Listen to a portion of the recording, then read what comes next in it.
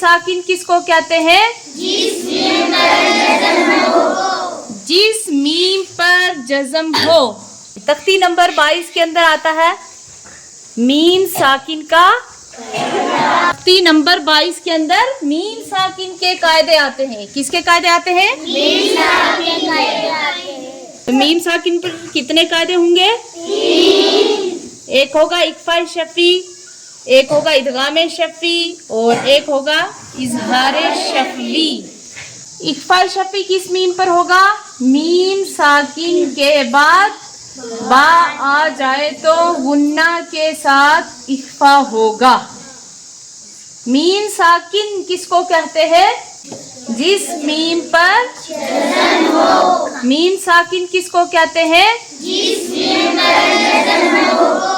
जिस मीम पर जज़म हो इसको कहते हैं मीम साकिन। तो इस मीम साकिन के कितने कायदे होंगे?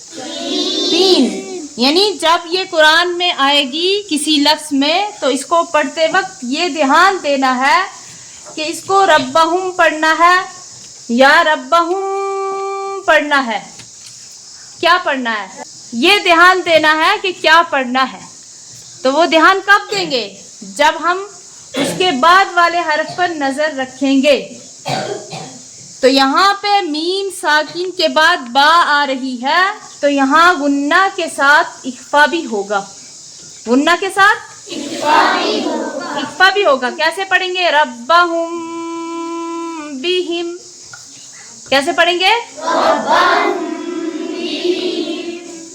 तो ये हो गया मीम साकिन का एक कायदा। कितना कायदा? एक कायदा। दूसरा कायदा आता है मीम साकिन का इदगाम शफवी। इदगाम शफवी।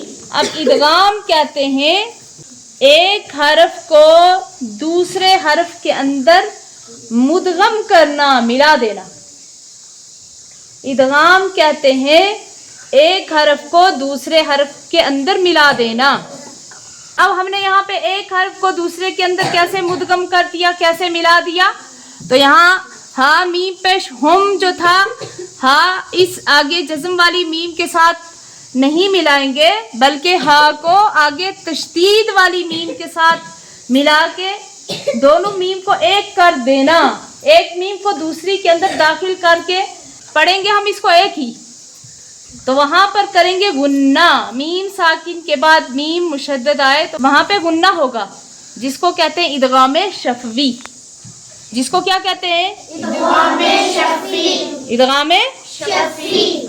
तो यहाँ भी कैसे पढ़ेंगे? लहुम नहीं पढ़ेंगे, लहुम। कैसे पढ़ेंगे? लहुम। तो ये क्या हो गया? गुन्ना। क्या हो गया? गुन्ना। गुन्ना किस मीम पर होता है? जिस मीम साकिन के बाद मीम आए, तशदीद वाली मीम, जिसको मीम मुशद्दद कहते हैं। तो ये मीम साकिन के कितने कायदे हो गए? 2। कितने कायदे हुए? 2। तीसरा कायदा है मीम साकिन का इजहार शफी का कायदा। मीम साकिन अभी बताया ना, मीम साकिन किसको कहते हैं? मीम साकिन के बाद क्या नहीं आएगा? जो ऊपर समझाया ना, मीम साकिन के बाद बा या मीम साकिन के बाद मीम तशदीद वाली नहीं आएगी। मीम साकिन के बाद कोई भी हरफ आ जाएगा, यानी बा और मीम के अलावा जिस मीम साकिन के बाद कोई भी हरफ आ जाए, बा और मीम ना आए, तो वहां इजहार शफवी होगा। वहां इजहार शफवी होगा। वहां कोई गुन्ना कोई इख्फा नहीं होगा।